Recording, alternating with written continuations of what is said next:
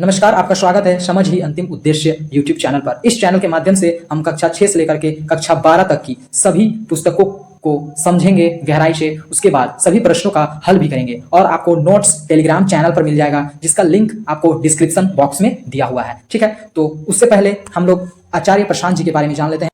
आचार्य प्रशांत जी दुनिया के सबसे ज्यादा फॉलो किए जाने वाले स्पिरिचुअल लीडर हैं। वे IAS, IIT, IIM, गेट जैसे टॉप एग्जाम क्लियर कर चुके हैं। इनके द्वारा करोड़ों विद्यार्थियों का जीवन बदल रहा है। उन्हें अवार्ड भी मिल चुका है एनवायरमेंट को सुरक्षा रखने के लिए। मैं एक वीडियो आपको रिकमेंड करना चाहूंगा, ऑपरेशन 2030। ये वीडियो आप अवश्य देखिएगा यदि आप अपने पृथ्वी से प्यार करते हैं तो।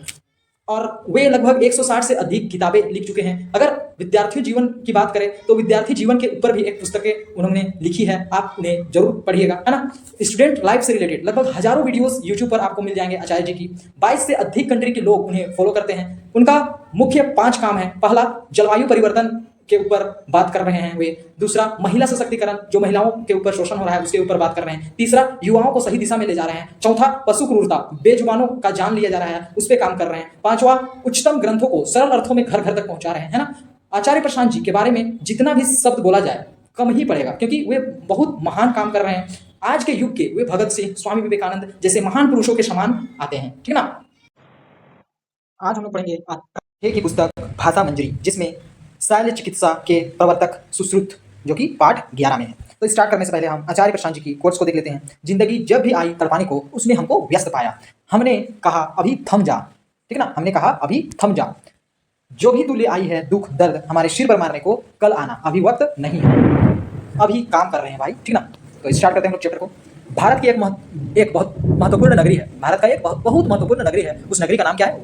वाराणसी, ठीक। गंगा की निर्मल धारा सहस्त्रों वर्षों से इसके आंचल में मचल मचल कर बहती है, ठीक। मतलब बहुत दिनों से गंगा की निर्मल धारा यहाँ से बहती है। इस नगरी का अपना सैकड़ों वर्ष पुराना वैभवशाली इतिहास है। इस नगरी का अपना ही इतिहास है। हमेशा से यह नगरी शिक्षा का बड़ा केंद्र रही है ना। यह हमेशा से शिक्षा का बहुत बड़ा केंद्र रहा है। प्राचीन काल में यह काशी राज्य की राजधानी थी। आज से लगभग 2500 वर्ष पहले की बात है। गंगा तट से थोड़ी दूर एक पाठशाला थी, ठीक है ना। पाठशाला जहाँ पढ़ाई हुआ करती थी, वहाँ आयुर्वेद, जीवन दान देने वाला ज्ञान, आयुर्वेद की शिक्षा दी जाती थी, जीवन दान देने वाली शिक्षा दी जाती थी। दूर दूर से विद्यार्थी यहाँ आते और शैल्य चिकित्सा का ज्ञान प्राप्त करते।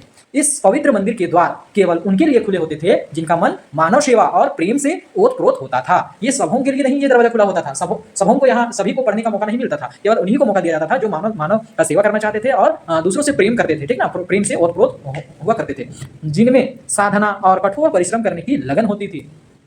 इस पाठशाला के आचार्य थे महर्षि सुश्रुत, ठीक। शल्य चिकित्सक के रूप में उनका यश चारों दिशाओं में दूर दूर तक फैला हुआ था। इनका जो यश था, इनका जो नाम था, वो चारों दिशाओं में फैला हुआ था। इनका नाम काम सारा। वे स्वयं काशी के राजा दिवोदास के शिष्य थे। दिवोदास को भगवान धन्वंतरी का अवतार कहा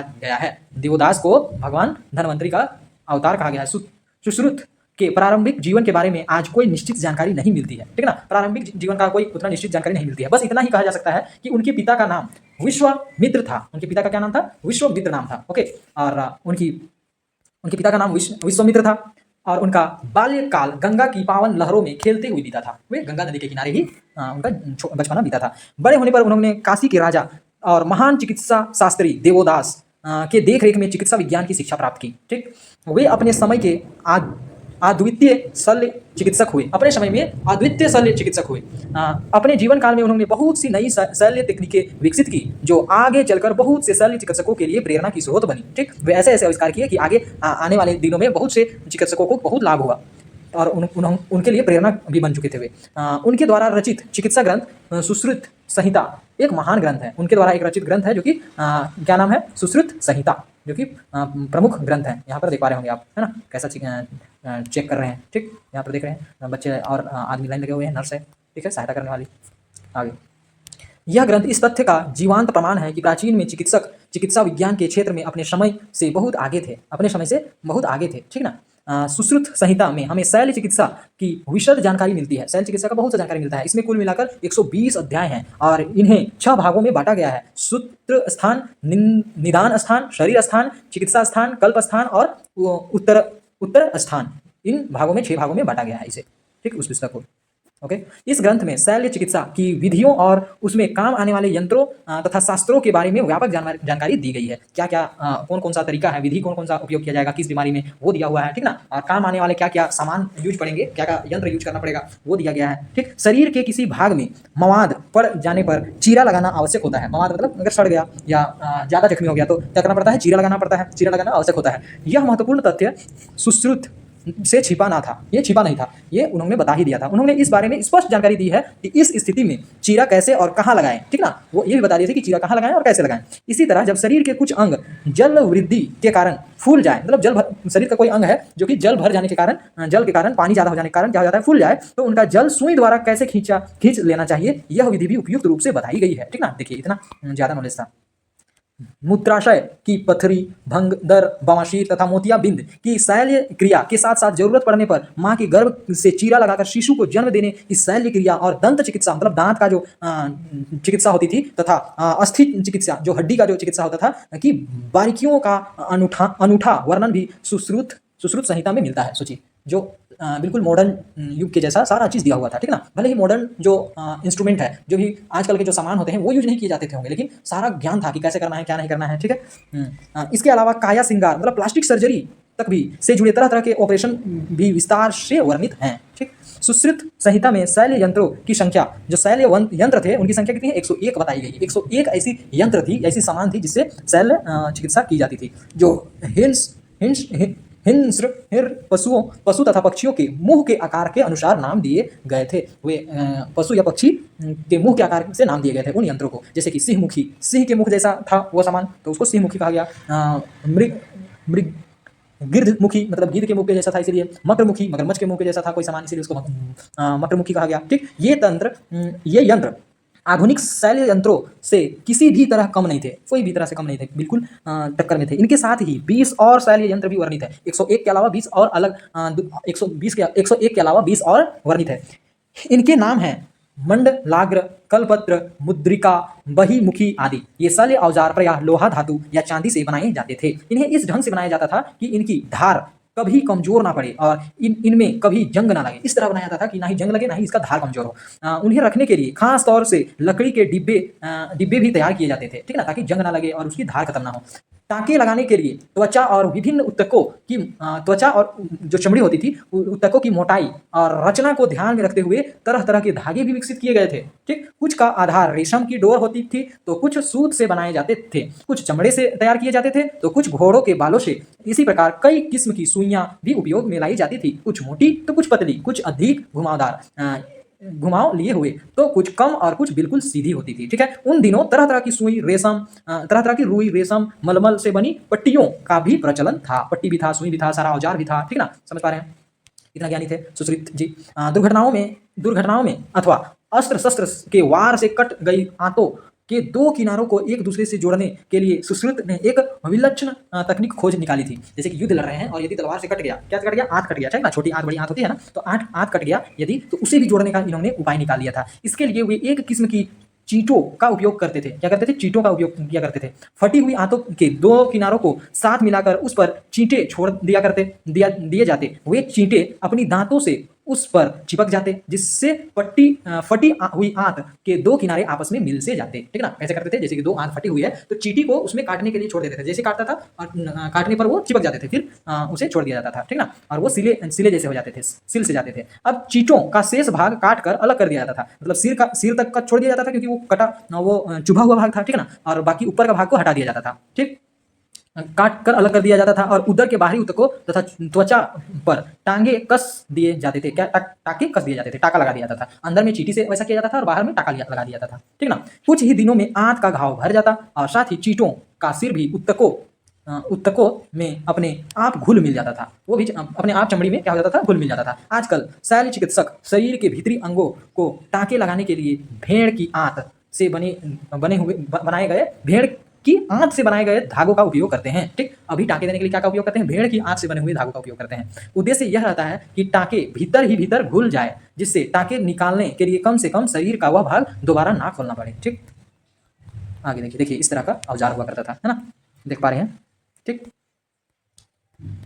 सुश्रुत संहिता में शल्य चिकित्सा के लगभग हर महत्वपूर्ण पहलू पर विस्तृत जानकारी दी गई है। हर पहलू, हर बीमारी को कैसे ठीक किया जाए उसके बारे में जानकारी दे दी गई है। जैसे ऑपरेशन के बाद क्या क्या सावधानी बरतनी चाहिए, रोगी का आहार कैसा होना चाहिए, घाव भर जाए इनके लिए कौन कौन सी औषधियाँ देनी चाहिए, सारी चीज़ दिए हुए थे। प्राचीन भारत के चिकित्सकों को औषधि विज्ञान के बारे में भी व्यापक जानकारी थी। ठीक, उन्होंने बहुत सी जड़ी बूटियों की खोज की थी, साथ ही रसायन भी खोज निकाले थे। ये रोगी का दुख दर्द दूर करने में काम आते थे। शल्य क्रिया के दौरान रोगी को कष्ट ना हो, इसके लिए कुछ ऐसी सक्षम जड़ी बूटी भी खोज निकाली थी जिनके देने से रोगी गहरी नींद में सो जाता था और उन्हें दर्द का एहसास ही नहीं होता था। ठीक है ना। मानव शरीर के भीतरी अंगों की जानकारी प्राप्त करने के लिए सुश्रुत ने एक अनूठी विधि खोज निकाली थी। भीतरी अंगों को जानने के लिए एक अलग तरह का उन्होंने विधि खोज निकाला था। जैसे कि मृत शरीर को पहले किसी वजनदार वस्तु के साथ बांध कर क्या करते थे, जो मरा हुआ शरीर होता था उसे किसी वजनदार वस्तु के साथ बांध कर किसी छोटी सी नहर में डाल दिया जाता था। क्या किया जाता था, मृत शरीर को वजनदार वस्तु से बांध करके किसी नहर में डाल दिया जाता था। एक सप्ताह बाद जब गहरी बाहरी त्वचा, बाहरी वाला जो चमड़ी होता है और उत्तक फूल जाते, तब झाड़ियों और लताओं से बने बड़े बड़े ब्रूशों द्वारा उनके शरीर के अलग अलग कर दिए जाता था। इससे शरीर के आंतरिक भागों की रचना स्पष्ट हो जाती थी। ठीक ना। तो ये इस तरह शरीर के अंदर की रचना के बारे में जानने पर सक्षम हो पाए थे। ठीक, सुश्रुत जितने बड़े शल्य चिकित्सक थे उतने ही श्रेष्ठ गुरु भी थे। ठीक, शल्य कला का प्रारंभिक परीक्षण देने के लिए वे अपने शिष्यों को कंद मूल, फल फूल, पेड़ पौधों की लताओं, पानी से भरी मशकों, चिकनी मिट्टी के ढांचों और मलमल से बने मानव पुतलों पर दिनों दिन अभ्यास कराते थे। ठीक ना। इन चीज़ों पर अभ्यास कराते थे। चीरा कैसे लगाना है, उसे कितना लंबा कितना गहरा रखना है, इसका अभ्यास प्राप्त करने के लिए शिष्यों को ककड़ी, करेला, तरबूज जैसी फलों और सब्जियों पर कई कई दिनों तक अभ्यास करना पड़ता था। किसी घाव की गहराई, जैसे कि कैसे पहचाने, कोई घाव का कितना गहराई है कैसे पहचाने और उसे भरने के लिए क्या तकनीक अपनाएं, इसका परीक्षण दिमक खाई लकड़ी के द्वारा दिया जाता, जिससे कि विद्यार्थी रुग्ण शरीर की स्थिति का सही अंदाजा लगा सकते थे। ठीक है ना। अभ्यास के दौरान कमल के फूल की डंडी, सिरा, रक्तवाहिनी, ठीक है ना, नस जो होता है जिसमें रक्त ब्लड पास होता है, ठीक, रक्त सिरा बन जाती, जिससे शिष्य को सुई द्वारा बेधना पड़ता था। इसी तरह टाँका लगाने का परीक्षण तरह तरह के कपड़ों और चमड़े पर दिया जाता। खुरदरे चमड़े पर, ठीक है, खुरदरे चमड़े पर जिस पर से बाल ना हटाए गए हो, खुरचने की कला सिखाई जाती थी। पट्टी बांधने का ज्ञान देने के लिए मानव पुतलों का सहारा लिया जाता था। देखिए कैसा परीक्षण किया जाता था उस समय भी। इस परीक्षण में उत्तीर्ण होने के बाद इस शिष्य के परीक्षण का दूसरा चरण शुरू होता था। जब ये सारा चरण खत्म कर लेते थे तो शिष्य का दूसरा चरण स्टार्ट होता था। अब उसे किसी कुशल शल्य चिकित्सक की देख रेख में रख दिया जाता था। अब उसे क्या किया जाता था, जो कुशल शल्य चिकित्सक है उसके देख रेख में भेज दिया जाता था, मतलब एक तरह के नर्स के जैसा। ठीक है ना, मदद करने के जैसा। वह तरह तरह की शल्य क्रियाएं देखता और उनसे सीखता जाता। फिर कुछ समय बाद जब वह पूरी तरह परिपक्व हो जाता तब उसे गुरु की देख रेख में स्वयं ऑपरेशन करने की अनुमति दे दी जाती थी। ठीक, जब वो परिपक्व हो जाता था फिर उसे जो गुरु की देख रेख में उसे ऑपरेशन करने का भी अनुमति दे दी जाती थी। इस तरह पूर्ण प्रशिक्षण और अनुभव पाकर ही वो पाठशाला से बाहर निकलता था। ओके, सुश्रुत मूल्यतः शल्य चिकित्सक थे। सुश्रुत क्या थे, मूल्यतः शल्य चिकित्सक थे, किंतु उन्होंने क्षय रोग, कुष्ठ रोग, मधुमेह, हृदय रोग और विटामिन सी से कमी होने वाले रोग, स्कर्वी के बारे में भी महत्वपूर्ण जानकारी दी थी। ठीक है, इन सब बीमारियों के बारे में भी जानकारी दी थी। ईसा से 600 वर्ष पहले और 1000 ईस्वी तक का समय भारतीय चिकित्सा विज्ञान के लिए स्वर्णिम युग था। अत्रेय, जीवक, चरक और वाघभट्ट जैसे बहुत सी यशस्वी चिकित्सा शास्त्री ने भारत की पावन भूमि पर जन्म लिया। देख रहे हैं कौन कौन लिए, आश्रय, जीवक, चरक, वाघभट्ट जैसे यशस्वी चिकित्सा शास्त्रियों ने भारत की जीवन भूमि पर जन्म लिया। ओके, और काशी के साथ साथ नालंदा तथा तक्षशिला के प्राचीन विश्वविद्यालय भी सैकड़ों वर्षों तक उच्च कोटि की शिक्षा के लिए विश्व विख्यात रहे। यहाँ दूर दूर से विद्यार्थी आते और चिकित्सा विज्ञान में निपुण, मतलब चिकित्सा विज्ञान का ज्ञान लेकर के मानव कल्याण की प्रतिज्ञा लेते थे। चिकित्सा विज्ञान के कुछ इतिहासकारों का तो यह भी कहना था कि यूनानी चिकित्सा पद्धति के बहुत से सिद्धांत प्राचीन भारत चिकित्सकों के विचार पर ही आधारित है। जो यूनानी चिकित्सा है वो भारतीय चिकित्सा पर ही आधारित है। ठीक, बहुत सी शिक्षा कहाँ से आधारित है, भारत से ही आधारित है। यह पाठ हमें भारतीय चिकित्सा विज्ञान के स्वर्णिम युग की याद दिलाता है। इस देश की धरती पर आचार्य सुश्रुत के रूप में एक ऐसे व्यक्ति का जन्म हुआ जिसने शल्य चिकित्सक के क्षेत्र में नई नई शल्य तकनीकें विकसित की। उनकी तकनीकें भावी शल्य चिकित्सकों के लिए प्रेरणा की स्रोत बनी। उनके द्वारा रचित सुश्रुत संहिता चिकित्सा ग्रंथ आयुर्वेद का एक महान ग्रंथ है। ठीक है, आयुर्वेद का एक महान ग्रंथ है। इसमें शल्य चिकित्सा की अनेक विलक्षण विधियों, यंत्रों और उपकरणों की व्यापक जानकारी, मतलब बहुत सा जानकारी दिया गया है। अब अभ्यास। लेखक ने वाराणसी का क्या महत्व बताया है। वाराणसी का क्या महत्व बताया है, इसमें से गंगा होकर के बहती है और यहाँ यह शिक्षा का बहुत बड़ा केंद्र है। ठीक है, ओके, वैसे मैंने क्वेश्चन आंसर बना दिया है, आप यहाँ से देख सकते हैं। ठीक, है ना। और यहाँ क्या हुए, भावी शैल्य चिकित्सकों चिकित्सा भी यहाँ यहीं से जन्म लिया था, ठीक है ना। वाराणसी में ही, ठीक। तो अभी हम लोग पहले समझते हैं सुश्रुत संहिता क्या है। सुश्रुत संहिता क्या है, जिसमें शैल्य चिकित्सा के बारे में दिया हुआ है, ठीक ना। संक्षेप में परिचित कीजिए क्या क्या दिया हुआ है, कितने हैं, ठीक ना। 101 यंत्र हैं, इसके अलावा 20 और अलग यंत्र हैं, ठीक ना। ये सब जो दिए हैं वो सबको हमें क्या करना है, बताना है संक्षेप में। सुश्रुत के आयुर्वेद पाठशाला में विद्यार्थी दूर दूर से शैल्य चिकित्सा का ज्ञान प्राप्त करने आते थे, ठीक है। किस प्रकार के विद्यार्थियों को यहाँ प्रवेश मिलता था, जो क्या करना चाहते थे, दूसरों का जान बचाना चाहते थे, दूसरों से प्रेम करते थे, ठीक है ना, उसे ही यहाँ प्रवेश मिलता था, ठीक, जो दूसरों का प्राण को बचाना चाहते थे। दूसरा, सुश्रुत द्वारा टाँके लगाने के लिए किस किस प्रकार के धागे प्रयुक्त किए जाते थे, किस किस प्रकार के, जैसे कि रेशम का, ठीक है, और रेशम का उपयोग किया जाता था। फिर आपके रेशम का उपयोग किया जाता था, आप देख सकते हैं यहाँ पर, देखिए यहाँ पर देख सकते हैं रुई का, रेशम का और मलमल से बनी पट्टियों का भी प्रचलन था, ठीक ना, उस समय। अगला प्रश्न क्या है कि सुश्रुत फटी हुई आंतों का इलाज किस प्रकार करते थे, उनकी तकनीक को विलक्षण क्यों कहा गया है। उनकी तकनीक को विलक्षण क्यों कहा गया है। कौन सा तकनीक का उपयोग करते थे वे, पहले तो क्या क्या करते थे, जो आंत जो फटी हुई होती थी उसे चीटियों के दांत से चिपकाया करते थे और बाहरी आंत को फिर टाका लगा दिया करते थे, ठीक ना। आगे, शैल्य क्रिया का प्रारंभिक परीक्षण देने के लिए किन किन वस्तुओं का उपयोग किया जाता था। कमल का फूल का उपयोग किया जाता था, मानव पुतला का प्रयोग किया जाता था, ठीक ना। और क्या किया जाता था, उसके साथ साथ कमल की डंडी और उसका सिरा, ठीक ना, ये सब का उपयोग किया जाता था। साथ ही ककड़ी, करेला, तरबूज, फलों और सब्जियों पर भी कई दिनों तक अभ्यास करना पड़ता था, ठीक है। अगला प्रश्न क्या है, देखिए अगला प्रश्न है कि सुश्रुत महान शैल्य चिकित्सक तो थे ही, श्रेष्ठ गुरु भी थे। कैसे, क्योंकि नियम अनुसार सारा चीज कराते थे वे, ठीक ना। वे सारा प्रशिक्षण वे ना ही केवल पढ़ाते थे बल्कि प्रैक्टिकल कराते थे भी थे, है ना। जैसे कि देखिए, क्योंकि शल्य कला का प्रारंभिक शिक्षक देने के लिए वे अपने शिष्यों को कंदमूल, ठीक, फल फूल, पेड़ पौधे, लताओं, पानी से भरे मस्कों, चिकनी मिट्टी के ढांचों और मलमल के बने मानव पुतलों और पर प्रतिदिन अभ्यास भी कराते थे, ठीक। चीरा कैसे लगाना है, कितना लंबा काटना है, कितना गहरा रखना है, सारा चीज वो कराते थे, ठीक है। इसलिए वे सर्वश्रेष्ठ शिक्षक भी थे, गुरु भी थे। किस काल में भारतीय चिकित्सक विज्ञान का स्वर्णिम युग किस काल को माना जाता है, स्वर्णिम युग माना गया और क्यों, किस युग को माना गया और क्यों माना गया। भारतीय चिकित्सा विज्ञान का स्वर्णिम युग उस काल को माना गया जिस में आचार्य सुश्रुत जैसे महान शल्य चिकित्सक ने जन्म लिया और शल्य चिकित्सा के क्षेत्र अभूतपूर्व योगदान दिया, जिससे नई नई तकनीकें विकसित हुई और चिकित्सा विज्ञान को एक नई दिशा मिली, ठीक। सुश्रुत आचार्य सुश्रुत जी, ठीक ना।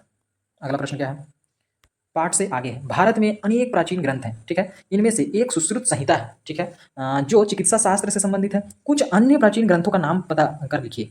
उसके अलावा और क्या क्या है प्राचीन ग्रंथ हमने पढ़ा था, वो है, देखिए, हाँ यहाँ पर देखिए, आत्रेय, जीवक, चरक और वाघभट्ट जैसे बहुत से यशस्वी चिकित्सा शास्त्रियों ने भारत का पावन भूमि का जन्म लिया। अच्छा, ये और क्या क्या साहित्य था वो पूछा है क्वेश्चन में, है ना। देखिए क्वेश्चन में क्या पूछा है कि कुछ अन्य प्राचीन ग्रंथों का नाम लिखिए, लोगों का नाम नहीं पूछा है, ग्रंथों का नाम पूछा है, ठीक।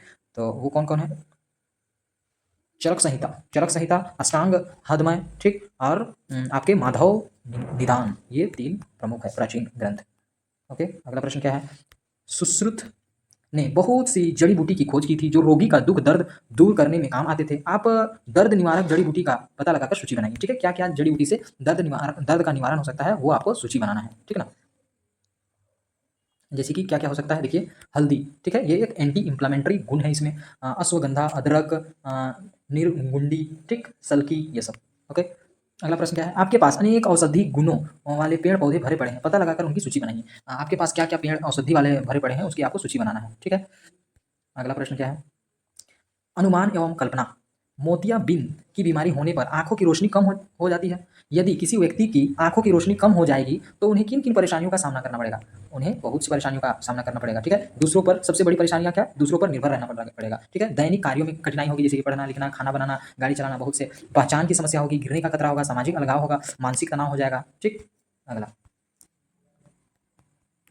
अगला प्रश्न क्या है कि कोई रोगी जब चिकित्सक के पास जाता है तो वे उनको दवा के साथ साथ कुछ सलाह भी देते हैं। यदि कोई रोगी डॉक्टर की सलाह ना माने तो क्या होगा? तो सोचिए, सोचकर लिखिए क्या होगा। वह जल्दी ठीक नहीं हो जाएगा, साथ ही उसका उल्टा प्रभाव हो सकता है, या जैसे कि वह उसका सलाह नहीं मानेगा तो जितना बीमार था उससे ज़्यादा बीमार भी हो सकता है, ठीक ना? स्वास्थ्य में सुधार ना होना, जटिलताओं का बढ़ना, इलाज का लंबा हो जाएगा और आर्थिक बोझ भी हो जाएगा, ठीक? जब इलाज लंबा होगा तो आर्थिक बोझ तो होगा ही, जीवन की गुणवत्ता में गिरावट हो जाएगी, बीमारी के कारण शारीरिक और मानसिक स्वास्थ्य पर भी प्रभाव पड़ जाएगा, है ना? अगला प्रश्न क्या है? भाषा संदर्भ। लेखक ने दो पदों जैसे कि सिंह और मुख को मिलाकर एक समस्त पद बनाया, सिंह मुख, अर्थात सिंह के मुख जैसा। आप भी अलग अलग पदों को मिलाकर 5 समस्त पद बनाइए, ठीक है? जैसे उदाहरण के लिए हंस और मुख, हंसमुख, ठीक ना? उसी तरह का शब्द है, देखिए विद्या और आलय, विद्यालय, रसोई और घर, रसोई घर, नील और कमल, नील कमल, दस और आनंद, दसानंद, माता और पिता, माता पिता, ठीक है? अगला प्रश्न क्या है? आजकल टंकन की सुविधा को ध्यान में रखते हुए संयुक्ताक्षर को लिखने की रीति में बदलाव लाया गया है। टंकन की सुविधा को ध्यान में रखते हुए संयुक्ताक्षरों को लिखने की रीति में बदलाव लाया गया है। आप भी इन्हें बदले हुए रूप ही लिखने का अभ्यास कीजिए। जैसे उदाहरण के लिए विद्या तो विद्या, इस टाइप से अब लिखना शुरू हो गया है। सिद्धांत तो सिद्धांत, इस तरह से लिखना शुरू कर दिया गया है, ठीक है? पाठ में आए ऐसे शब्दों को ढूंढिए और लिखने का प्रयास कीजिए, ठीक? तो देखिए जैसे कि क्षेत्र, है ना? यहाँ पर देख सकते हैं, ओके। तो पार्ट से ढूंढ करके लिखना है, ठीक है? शायद इसका उत्तर मैंने नहीं लिखा है, ये आप खुद से चैप्टर से ढूंढिएगा, है ना? इस तरह के क्वेश्चन का आंसर, ठीक है? तीसरा क्वेश्चन में चलते हैं। प्राचीन भारत के चिकित्सक चिकित्सा विज्ञान के क्षेत्र में अपने समय बहुत आगे थे, ठीक? अपने समय से बहुत आगे थे। आश्रय जीवक, रचक और वाघभट्ट जैसे बहुत से यशस्वी चिकित्सा शास्त्रियों ने भारत की पावन भूमि पर जन्म लिया। दूर दूर से विद्यार्थी यहाँ आते और शैल्य चिकित्सा का ज्ञान प्राप्त करते। इस पाठशाला के आचार्य थे महर्षि सुश्रुत। आप उपयुक्त रेखांकित शब्दों जैसे कि क्षेत्र, आश्रय, ज्ञान, सुश्रुत में क्रमशः अक्षात्र, ज्ञान, स्र वर्णों पर ध्यान दीजिए, ठीक ना? ये चारों वर्ण संयुक्त वर्ण हैं। आइए हम इन्हें जाने कि ये संयुक्त कैसे हैं। क और श, कक्ष, ठीक है? त और र, त्र, ओके। आगे देखते हैं। ज और ई, ज्ञान, ज्ञान, ठीक? स और र, श्र, अक्षर, त्र, ज्ञान, श्र से बनने वाले दो दो शब्द लिखिए। शिक्षक की सहायता से उच्चारण कीजिए, ठीक है ना? दो दो शब्द लिखना है और शिक्षक की सहायता से क्या करना है? उच्चारण भी करना है, ओके। तो देख सकते हैं मैंने बनाया है। अक्षर से क्या बनाया है मैंने? अक्षर से क्षमा और पक्ष, त्र से पत्र और शत्र, ज्ञा से ज्ञान और प्रतिज्ञा, श्र से श्रीमान और श्रेय, ठीक है? अगला 4 नंबर, पाठ में आए वाक्य को पढ़िए। यह नगरी शिक्षा का बहुत बड़ा केंद्र रही है। इस पाठशाला के आचार्य महर्षि सुश्रुत थे। उस मंदिर के द्वार सबके लिए खुले थे। वे यंत्र आधुनिक शैली यंत्रों से किसी भी तरह से कम नहीं थे। उपयुक्त रेखांकित पद मूलतः सर्वनाम है, ठीक ना? सर्वनाम क्या होता है? संज्ञा के स्थान पर जो यूज होता है, किंतु वे संज्ञा के पदों से पूर्व प्रयुक्त हुए हैं, मतलब संज्ञा के पदों से पहले ही प्रयुक्त हुए हैं और संज्ञा पद की विशेषता बता रहे हैं। ऐसे पदों को सार्वनामिक विशेषण कहते हैं। ऐसे पदों को क्या कहते हैं? जो संज्ञा से पहले होते हैं उसको सार्वनामिक विशेषण कहते हैं। जब यह पद यह, वह, ये, वे संज्ञा के स्थान पर प्रयुक्त होते हैं तो सर्वनाम कहलाते हैं। जब ये संज्ञा की विशेषता बतलाते हैं तो सार्वनामिक विशेषण कहलाते हैं। अगर संज्ञा के स्थान पर यूज होगा तो सर्वनाम कहेगा, ठीक? लेकिन संज्ञा का विशेषता बताएगा, ठीक ना? अगर ये शब्द, ये चारों शब्द यदि संज्ञा का विशेषता को बताएगा तो वो सर्वनामिक विशेषण कहलाएगा, ठीक है? यह, वह, ये और वे के बाद अगर प्रसर्ग आ जाए क्रमशः इस, उस, ठीक है? इस, उस और देख सकते हैं इस, उस, उन, इन और उन पदों में बदल जाते हैं। आप ऊपर के उदाहरण ख और ग में इसे देख सकते हैं, ठीक? प्रसर्ग आ जाए तो क्रमशः ऐसे बदल जाते हैं। जैसे कि उदाहरण ख में देख सकते हैं, ऐसा कहा गया है। उदाहरण ख और ग में दिया गया है ना? उदाहरण ख में देखिए, इस पाठशाला के आचार्य महर्षि सुश्रुत थे और इसमें देखिए ख और ग, उस मंदिर के द्वार सबके लिए खुले थे। हाँ, बड़े होने पर उन्होंने काशी के राजा महान चिकित्सा शास्त्री दिवोदास की देखरेख में चिकित्सा विज्ञान की शिक्षा प्राप्त की थी, ठीक है? रेखांकित शब्द राजा पर ध्यान दीजिए। आप राजा के अनेक शब्द बना सकते हैं, जैसे कि राजा से महाराज, महाराजा, राजा, महाराजा, राजकुमार, राजधानी, राजदूत, राजपुत्र आदि। राजा यहाँ मूल शब्द है और इसमें अनेक नए शब्द बने हैं। ऐसे सभी शब्द मिलकर शब्द परिवार बनाते हैं, ठीक है? ऐसे सभी शब्द मिलकर के शब्द का परिवार बनाते हैं। अब आप निम्नलिखित मूल शब्दों से अधिकाधिक नए शब्द बनाइए, जैसे कि विद्या, शिक्षा, शरीर, पाठ। जैसे कि पाठ से क्या होगा, पाठशाला, ठीक है ना। तो इसी शिक्षक से क्या होगा, शिक्षिका। विद्या से क्या होगा, विद्यालय। शरीर से क्या होगा, शारीरिक। तो इस तरह का आपको शब्द बनाना है, ठीक है ना। तो देखिए विद्या का विद्यार्थी, विद्यालय, विद्वान, विद्यापीठ, शिक्षित, शिक्षक, शिक्षिका, ठीक है। शिक्षालय, शारीरिक, शारीरिक, अशारीरिक, ठीक है। पाठ्यक, पाठक, पाठ्य पुस्तक, पाठन, ये सब बन गया। अगला, कुछ करने को। सुश्रुत जैसे कई अन्य भारतीय चिकित्सक हुए, ठीक है ना। आप उन भारतीय चिकित्सकों की उपलब्धि की जानकारी प्राप्त कीजिए और कक्षा में चर्चा कीजिए। तो क्या क्या उनकी उपलब्धि थी, उनको चर्चा करना है आपको, है ना। तो देख सकते हैं कौन कौन थे, और चरक थे, माधव थे, वाघभट्ट थे, पतंजलि थे, ये सब थे, ठीक है ना। तो इनकी चर्चा मैंने कर दी है, आप यहाँ से उतार सकते हैं। अगला प्रश्न क्या है, इस शैल्य चिकित्सा के क्षेत्र में नित्य नई उपलब्धियां जुड़ी है। शैल्य चिकित्सा के क्षेत्र में नित्य नई उपलब्धियां जुड़ रही है, जैसे कि इंटरनेट, दूरदर्शन और आकाशवाणी पर मस्तिष्क के शल्य क्रिया, हृदय, गुर्दा आदि अंगों के प्रत्यारोपण संबंधी कार्यक्रम प्रसारित होते रहते हैं। मतलब ट्रांसप्लांट वाला, जैसे कि हृदय का ट्रांसप्लांट करना है, हृदय किसी को चेंज करना है, ठीक है ना। तो उसको विज्ञापन दिए जाते हैं, यदि कोई चेंज कराना चाहता है तो वो ऐसा हो जाता है, ठीक है। उन्हें देखिए, सुनिए और उन पर आपस में चर्चा कीजिए, ठीक है। काशी के साथ साथ नालंदा और तक्षशिला के प्राचीन विश्वविद्यालय भी सैकड़ों वर्षों तक उच्च कोटि की शिक्षा के लिए विश्वख्यात थे। आप प्राचीन नालंदा और तक्षशिला विश्वविद्यालय के बारे में पता कीजिए और कक्षा में चर्चा कीजिए, ठीक है। मैंने लिख दिया है वैसे, ठीक है। नालंदा विश्वविद्यालय यह बिहार में स्थित था। नालंदा विश्वविद्यालय यह बिहार में स्थित था, और 5वीं से 12वीं शताब्दी तक, 5वीं से 12वीं शताब्दी तक शिक्षा का एक प्रमुख केंद्र था। यहाँ बौद्ध धर्म, दर्शन, तर्क शास्त्र, चिकित्सा, गणित, खगोल विज्ञान जैसे विषय की शिक्षा दी जाती थी। यह एक आवासीय विश्वविद्यालय था जहाँ दुनिया भर से छात्र और विद्वान आते थे। तक्षशिला विश्वविद्यालय यह प्राचीन गांधार, वर्तमान पाकिस्तान में स्थित था, और 7वीं शताब्दी ईसा पूर्व में 5वीं शताब्दी ईस्वी तक ज्ञान का महत्वपूर्ण केंद्र था। यहाँ आयुर्वेद, राजनीति शास्त्र और सैन्य विज्ञान और कला जैसे विषयों की शिक्षा दी जाती थी। चाणक्य और पाणिनि जैसे महाविद्वानों का संबंध तक्षशिला से रहा है, ठीक। तो चैप्टर खत्म हुआ, और आपको नोट्स मिल जाएंगे टेलीग्राम चैनल पर, आप बने रहिए, ठीक है। यदि आपको इस वीडियो से हेल्प हुआ है तो मैं आप लोगों को एक काम दे रहा हूं, उस काम को आप अवश्य ही पूरा कीजिएगा। आप देख पा रहे होंगे कि आपको वीडियो के नीचे मोर करके लिखा हुआ दिख रहा होगा, मोर करके, उस मोर पर आप क्लिक कीजिएगा, आपको डिस्क्रिप्शन पेज खुल जाएगा, ठीक है। डिस्क्रिप्शन पेज में फिर से आपको मोर लिखा हुआ दिखेगा, मोर पर फिर से आप क्लिक कीजिएगा, ठीक है ना। तो आपका डिस्क्रिप्शन ओपन हो जाएगा। आप नीचे की ओर स्क्रॉल करते हैं, आप देख पा रहे हैं कि क्लाइमेट चेंज बाय आचार्य प्रशांत जी। इस वीडियोस को अवश्य ही आप देखिएगा। क्लाइमेट चेंज के ऊपर आचार्य जी की वीडियो है। ये आज का सबसे बड़ा मुद्दा निकल चुका है। यदि आप अपने घर वालों से प्यार करते हैं, यदि आप अपने गांव वालों से प्यार करते हैं, यदि आप अपने शहर से, अपने राज्य से, अपने देश से प्रेम करते हैं, अपने विश्व से, अपनी पृथ्वी से यदि आप प्रेम करते हैं, तो ये वीडियो को आप अवश्य ही शेयर कीजिएगा। आचार्य जी की जो वीडियो है क्लाइमेट चेंज का समाधान, ये वीडियो को आप देखिए, समझिए, ज़्यादा से ज़्यादा लोगों तक शेयर कीजिए। क्योंकि अगर आप अपने देश के लिए कुछ काम करना चाहते हैं, कुछ अपना स्वधर्म निभाना चाहते हैं, तो ये वीडियो को ज़्यादा से ज़्यादा लोगों तक शेयर कीजिए। क्योंकि सबसे बड़ा मुद्दा बन चुका है अभी क्लाइमेट चेंज। क्योंकि 365 में से ऐसा कोई भी दिन नहीं है जिस दिन हमारा क्लाइमेट ठीक है ना। और सबसे बड़ा नुकसान जानवरों को हो रहा है और गरीब तबके के लोगों को हो रहा है, ठीक है। जो कि इसके लिए वे जिम्मेवार भी नहीं है। जिम्मेवार तो वो अमीर लोग हैं जो ज़्यादा से ज़्यादा कार्बन फुटप्रिंट छोड़ रहे हैं और पृथ्वी को नुकसान पहुंचा रहे हैं, ठीक है।